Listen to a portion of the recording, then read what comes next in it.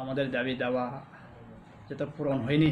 লোকসভার আগে মাননীয় উপমুখ্যমন্ত্রী এবং শিক্ষামন্ত্রী আইনমন্ত্রী আমাদেরকে মিটিং ডেকেছিল, ওইখানে এসেছিল।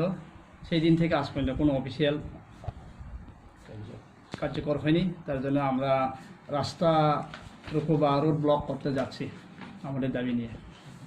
কোন সংগঠন আপনাদের?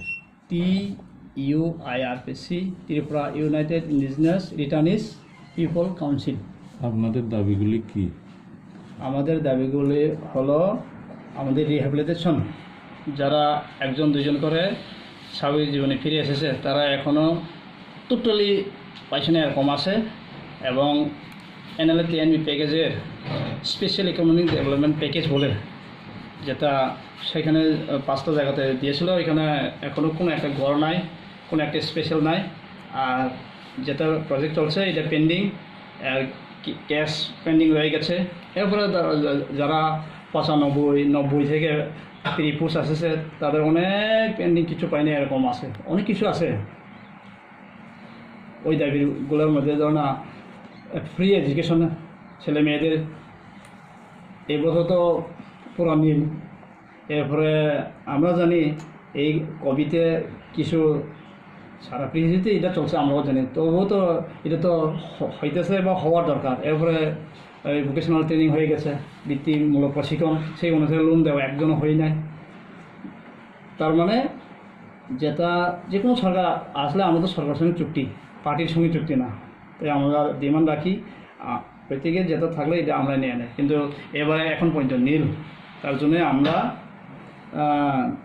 এই সামনে 27 অক্টোবর থেকে অনির্দিষ্ট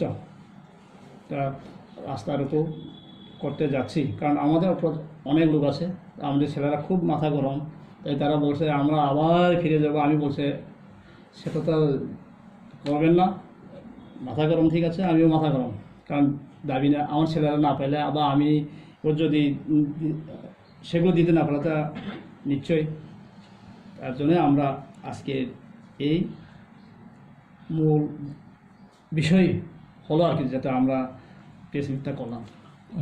কোন জায়গাতে আপনারা রাস্তার উপর? আমরা যেটা এখন নতুন মুখ্যমন্ত্রী নতুন নাম দিয়েছেন বড়মুড়া হাতাই কথা, ওইখানে আমরা যেখানে আগে করেছিলাম ওইখানে আমরা করব।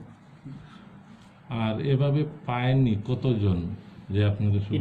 এটা আপনারা দেখলে মাথা খারাপ হইব। এটা একটা একজাক্ট নাম্বার দেওয়া যায়, কারণ আগে মনে আছে ওই প্রিপোজ বা এমন 5,000 একজাক্ট আছে আমার কাছে, ওইখানে ধরো না 2,500 পেয়েছে, 2,500 একদম পাইনি। আর যারা পেয়েছে ধরো না আমাদের ত্রিপাঠী এগ্রিমেন্ট, আপনারা জানেন ত্রিপাঠী চুক্তি, ওইটাতে 28,000 গড় হয়নি, কথায় কথায় আর কি। তো এইটা তো আমরা ডিমান্ড করেছি, -5 করেছি, কার্যকর হয়নি।